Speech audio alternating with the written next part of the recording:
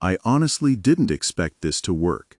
In fact, when I first finished building it, I just stared at it and laughed. Because if someone showed me this strange thing without any explanation, I would probably ask, what is that supposed to be?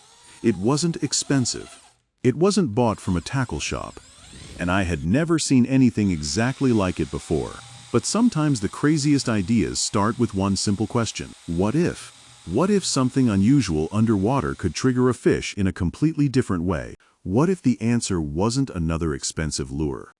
And what if something made from simple materials could surprise me? Honestly, part of me expected it to fail completely.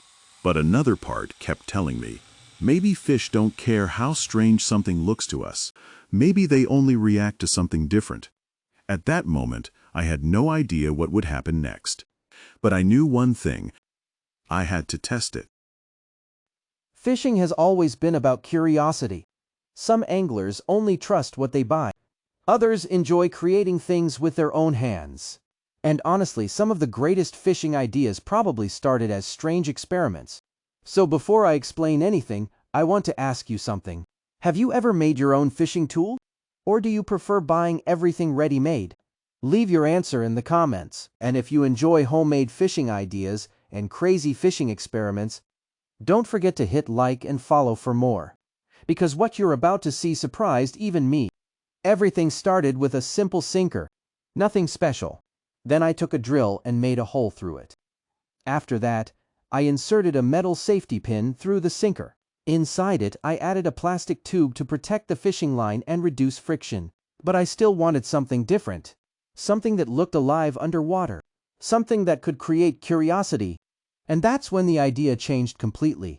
Instead of making an ordinary rig, I started shaping it to resemble a frog. Not an exact frog, but something that could imitate movement and attract attention under the water.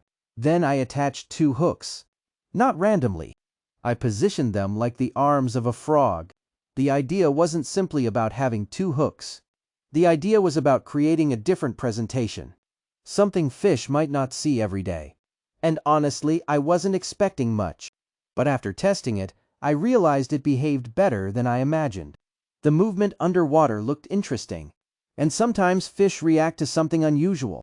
Not because it's magic, but because different presentations can trigger strikes.